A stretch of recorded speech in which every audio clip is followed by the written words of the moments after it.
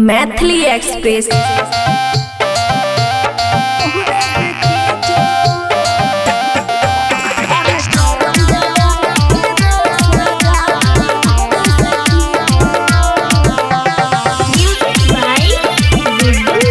खुशी recording studio बलुआहा।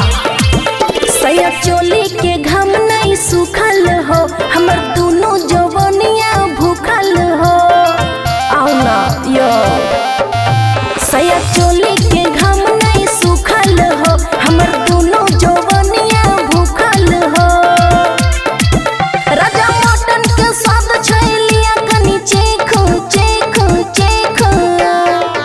कुछो के नहीं कुछो के नहीं कुछो के नहीं छा तोहरा लोर पिया हो पड़ोसी से सीखो। अरे चढ़ल जवानी के रस राजा जी मुहवे से खींचो।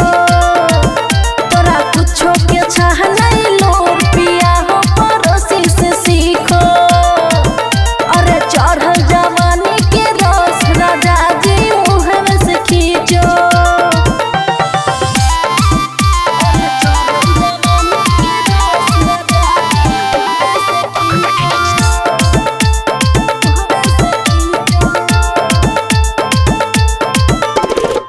सर से लेके पाँव तक होया गुद गुदी, काम नहीं करैया बुद्धि। हमरा के चाही सैया बेड वाला प्यार हो, नहीं तो बोले बाजू नहरा से यार हो। सैया पलंग के पौवा आज टूटे दहो, नहीं तो दूसरे के मजा आज लूटे दहो। अरे प्यार के अक्षर सैया ढोरिया पे लिखो लिखो लिखो।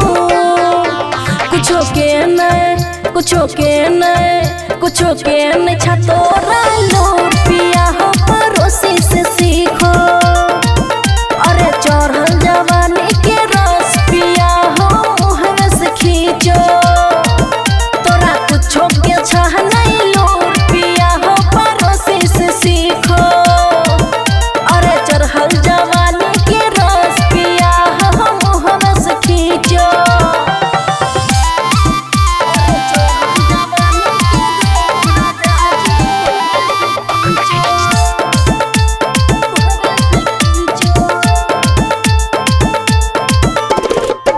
हमरा तो ऐठै छै भीतर से मनावा हो, खोजै छै लोभ वाला सैया हो। अरे बतिया से पेट नहीं भरे भतार हो, राजा अब तू सुतर कोनी सैट के हो। राजा कस असलेटर आज चढ़ जेता हो, न तो पटरी से गाड़ी उतर जेता हो। राजा पर कासली हो मुहवे में दबी दबी दबी दबी दबी दबी। कुछो के नहीं कुछो के नहीं कुछो के नहीं छा तोरा लोर पिया हो पड़ोसी से सीखो।